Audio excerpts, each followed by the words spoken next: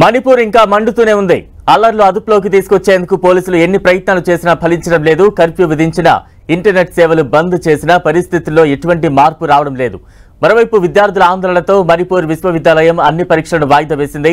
అయితే పరిస్థితులు మాత్రం అదుపులోకి వచ్చాయని అధికారులు ప్రకటించారు.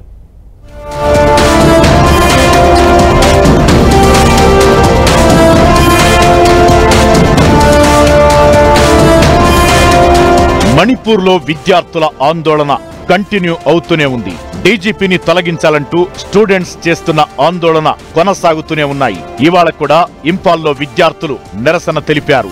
రాష్ట్రంలో శాంతి భద్రతలు అదుపు తప్పినందుకు కారణమైన డీజీపీని తొలగించాలంటూ రాజ్ భవన్ దగ్గర విద్యార్థులు చేపట్టిన ఆందోళన ఉద్రిక్తంగా మారింది. విద్యార్థుల ఆందోళనలతో పోలీసులు విధించిన కర్ఫ్యూ కొనసాగుతోంది. ఈ నెల 15 వరకు కర్ఫ్యూ అమల్లో ఉండనుంది.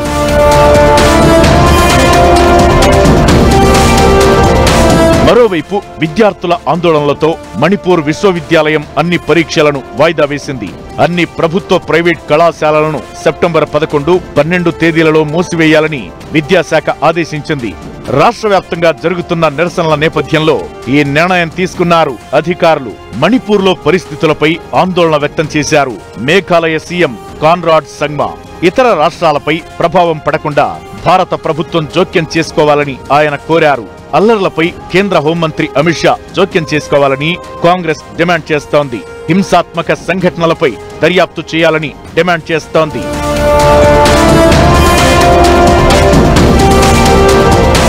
అల్లర్లపై ఫోకస్ పెట్టిన కేంద్రం పరిస్థితులను చక్కదిద్దేందుకు 2000 మందితో 2 సిఆర్పీఎఫ్ బెటాలియన్లను మణిపూర్కు పంపింది.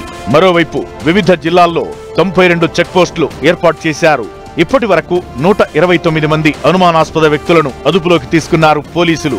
విద్యార్థుల ఆందోళనలపై స్పందించారు గవర్నర్ లక్ష్మణ్ ప్రసాద్ ఆచార్య. మణిపూర్లో శాంతి, స్థిరత్వాన్ని పునరుద్ధరించడానికి అన్ని వర్గాలు, విద్యార్థి సంఘాలు కలిసి పనిచేయాలని కోరారు.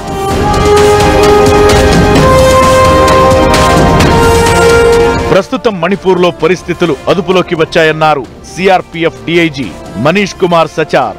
అక్కడక్కడ చిన్న ఘటనలు జరుగుతున్నాయని, వాటిని కూడా పరిష్కరిస్తున్నామని తెలిపారు. పరిస్థితులను అదుపులోకి తీసుకొచ్చేందుకు విశ్వ ప్రయత్నాలు చేస్తున్నామన్నారు.